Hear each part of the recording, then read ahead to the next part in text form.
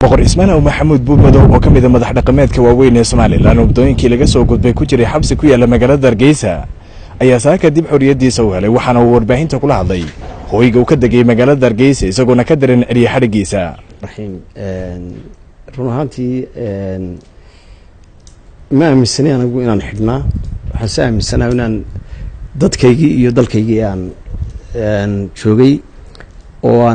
waan nastay oo baan oran karaa aad iyo aad baad mahadsantahay waana fiicnahay aad iyo aad baan caafimaadkayga iyo haddii aan laba leeyahay moraalkayga buu fiican yahay boqorku waxa uu si weyn uga gaabsaday xadhigiisa isagoo tilmaamay in xilligan Soomaaliland u yeelaan hawlo ku aadan nabadaynta gaar ahaan deegaanka gobolka Sanaag iyo sidoo kale deegaanka Tukaraq oo tilmaamay in qayb lixaad uu ka qaadan doono xilligan nabadayntooda waxaan doonayaa inaan ku sheego on maanta inaanan jeclayn inaanan wax siyaasada ka hadlin kamanaan hadlin oo qadiyadeeduna may khuseynin wax siyaasada nabadgelyo un bay ahayd astaanteeduna waa nabadgelyo waxaan jeclahay inaan ka hadlaana hadda tan xaaladan joogta iyo dalkana waxa weeye waa nabadgelyo waxa weeyaan run ahaantii intaan doonaya inaan kuu sheego intaa weeye nabadgelyo aan doonaya waxaan jeclahay dalka iyo deriska mid walba nabadgelyaan ugu baaqayaa mar walba nabadgelyaan ku celinayaa waxaan leeyahay umuuraha ka taagan Tukaraqna waxaan rajaynayaa inay nabadgelyo ku dhamaato waxaanu jecelahay inaanu ka qaadano nabadgelyo ka howlgalo aniga qabashadaydi iyo xarigaygiina waxaan ka soo qaadayaa uun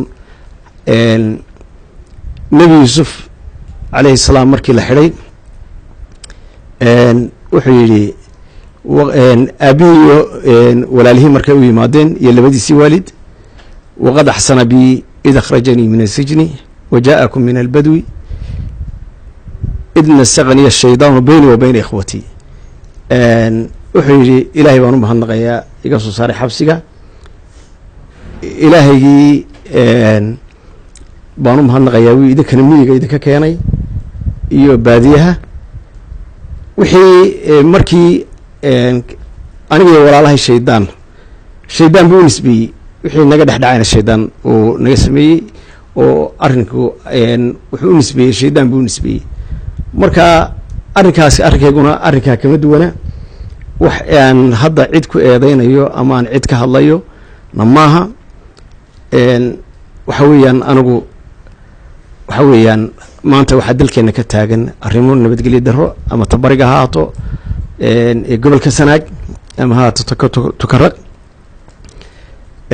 markii horena waxaan u taagnaa nabadgelyo waxaan loo doortay aanu haddii aan laba leeyahay haddaan madax dhaqameednahayna waa nabadgelyo labadabana waxaan jeclahay hadeerna inaan doorkeedii ka qaadano doorkii nabadaynta ka qaadano waana nagu waajib inaanu kala hadalno cid kastay khusayso Somaliland iyo Puntland baan kala hadlaynaa waxaanu ka shaqaynaynaa runtii oon